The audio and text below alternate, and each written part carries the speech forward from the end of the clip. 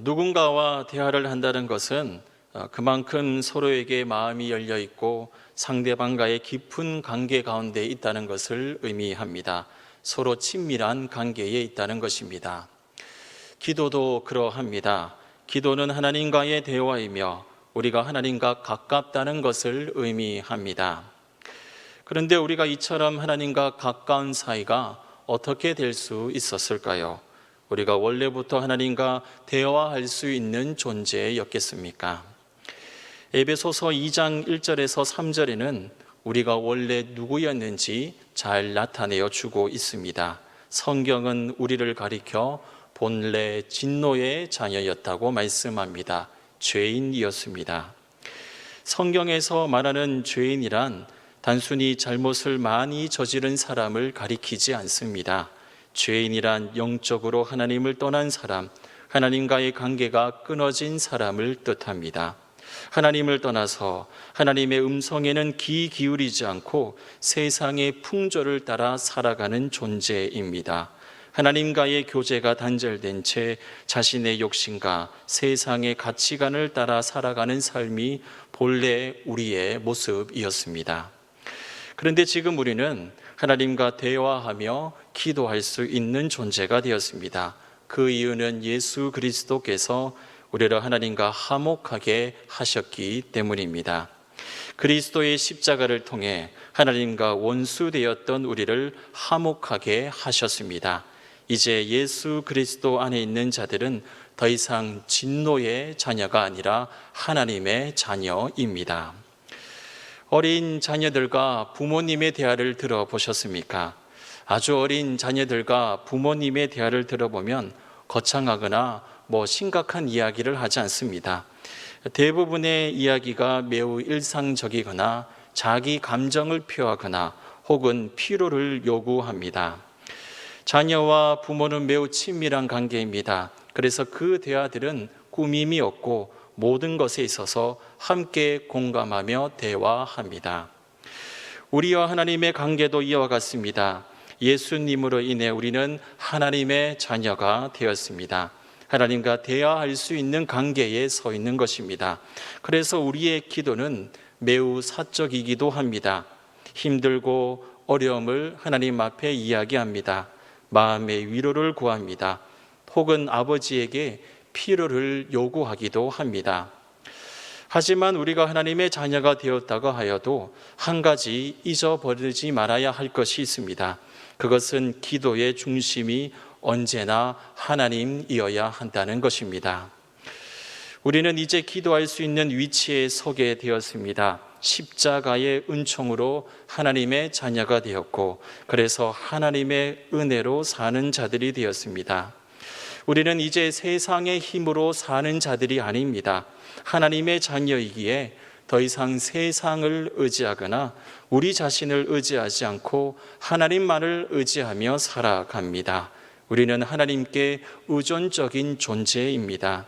그래서 인생에서 어려움에 직면하면 가장 먼저 하나님 도와주십시오 라고 기도하는 것입니다. 하나님께 도움을 구하는 것은 너무나 자연스러운 것입니다. 그런데 때로 우리의 기도가 하나님을 신뢰하며 의지하는 것이 아닌 잘못된 기도를 할 경우도 있습니다. 이스라엘 백성들이 출애굽한 후에 그들을 광야길에서 인도하는 자는 모세였습니다. 어느 날 모세가 하나님의 율법을 받으러 시내산에 올라갔는데 40일 동안 내려오지 않았습니다. 모세가 죽은 줄로만 생각한 이스라엘 백성들은 금송아지를 만들었습니다. 그리고 그 금송아지를 가리켜 너희를 애굽 땅에서 인도하여 낸 너희의 신이로다. 곧 금송아지가 하나님이라 하였습니다. 이 사건은 그들의 영적 사건을 그대로 나타내어 주고 있습니다. 그들에게 정말 중요했던 것은 하나님이 아니었습니다. 자신들을 가나안 땅으로 인도할 신이 필요할 뿐이었습니다. 하나님 사랑하고 그분을 신뢰한 것이 아니라 자신들의 필요를 채워줄 존재가 필요했던 것입니다. 그래서 하나님이 아니어도 자신의 요구를 들어주는 대상이라면 무엇이든지 하나님을 대신할 수 있었습니다. 오늘 우리의 기도도 이와 같아질 수 있습니다. 자칫 내 중심의 기도가 될 수 있습니다. 하나님께서 우리를 구원해 주셨습니다.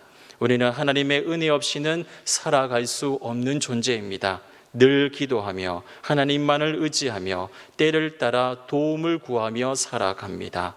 그러나 반대로 우리의 기도가 하나님을 의지하고 도움을 구하는 기도가 아닌 이스라엘 백성들처럼 하나님을 이용하려는 기도가 될 수도 있습니다. 참된 기도란 전적으로 하나님을 신뢰하며 의지하는 기도입니다. 이제 우리는 기도하며 하나님의 나라가 올 때까지 기다리며 이 땅 가운데에서 살아가야 합니다. 우리는 늘 하나님과 대화하며 하나님의 은혜를 구하며 살아가야 합니다. 그런데 그 모든 기도가 다 응답을 받는 것은 아닙니다. 응답받는 기도가 있는가 하면 응답받지 못하는 기도도 있습니다. 야고보서 4장 1절에서 3절 말씀에는 구하여도 응답받지 못하는 잘못된 기도에 대해서 말씀합니다. 기도할 때에 기도자의 바른 자세가 필요한 것입니다. 기도는 하나님께서 우리에게 주신 거룩한 은혜의 통로입니다. 그러나 자신을 높이는 기도, 하나님보다 자신의 뜻을 앞세우는 기도는 하나님께서 기뻐하시는 기도가 아닙니다. 그러니 우리는 기도하기 전 먼저 우리 자신을 살펴보아야 하겠습니다. 나는 지금 진심으로 하나님을 사랑하고 있는가? 나는 이웃을 사랑하는 마음으로 살아가고 있는가? 나는 전적으로 하나님을 신뢰하며 의지하고 있는가? 우리의 마음은 때때로 욕심과 미움, 교만과 세상의 염려로 가득 찰 수 있습니다. 그러나 그럴 때일수록 우리는 하나님 앞에 자신을 돌아보며 우리 마음의 먼지를 털어내야 하겠습니다. 회개함으로 다시 하나님을 향한 거룩한 마음을 회복해야 할 것입니다. 그렇다면 하나님께서 응답하시는 기도는 어떤 기도이겠습니까? 성경을 살펴보면 하나님께서 기뻐하시고 응답하시는 기도의 모습을 발견할 수 있습니다. 4가지로 정리하면 이렇습니다. 첫째는 예수님께서 보여주신 사명의 기도, 둘째는 바울의 복음 전파의 기도, 셋째는 주님께서 제자들에게 가르쳐 주신 주기도문, 그리고 마지막으로 공동체가 함께하는 기도입니다. 첫째, 예수님을 통해 확인할 수 있는 응답받는 기도의 특징을 살펴보면 예수님은 습관을 따라 늘 기도하셨습니다. 그리고 예수님이 들으신 기도의 내용에서 중요한 사실을 한 가지 발견할 수 있습니다. 예수님께서 예루살렘에 입성하신 후에 겟세마네 동산에서 이렇게 기도하셨습니다. 내 뜻대로 마옵시고 아버지의 원대로 하옵소서. 예수님께서는 자신의 뜻보다는 아버지의 뜻을 선택하셨습니다. 그리고 아버지께서 원하시는 일은 바로 십자가 지는 일이었습니다. 예수님께서 하셨던 기도는 사명자로서 하나님께서 맡겨신 사명을 완수하겠다는 결단의 기도였습니다. 그리고 이 기도를 하나님께서는 들어 응답하여 주셨습니다. 십자가를 끝까지 감당할 수 있는 믿음과 순종을 허락해 주셨습니다. 여기에서 우리는 중요한 교훈을 얻습니다. 하나님께서 내게 맡기신 사명을 이루게 해 주십시오 라는 이 기도는 하나님께서 기뻐하시며 반드시 응답하시는 기도라는 것입니다. 우리도 이와 같이 우리에게 맡겨주신 사명을 위해 기도해야 합니다. 그리고 가장 먼저 되는 우리의 사명은 하나님을 영화롭게 하는 삶을 살아가는 것입니다. 하나님의 영광을 위해 살아가는 것이 우리를 부르신 이유이며 우리 인생의 가장 중요한 목적대입니다.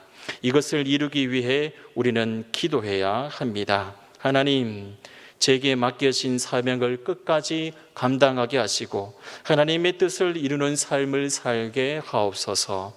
하나님께 영광 올려드리는 삶을 살게 하여 주옵소서. 하나님께서 제게 맡기신 사명을 감당할 수 있도록 저에게 능력과 지혜와 성령 충만을 더하여 주시옵소서. 이 제목으로 우리는 기도해야 하겠습니다. 둘째, 바울의 기도의 특징을 살펴보면 에베소서 1장 15절에서 19절 말씀에 잘 나타나고 있습니다. 바울의 기도의 중심은 단 한 가지였습니다. 하나님, 에베소의 성도들이 하나님을 더욱 깊이 알게 하여 주옵소서. 아버지의 지혜와 계시의 영을 부어주셔서 하나님을 알게 하옵소서. 바울은 우리가 잘 알다시피 복음 전도자였습니다.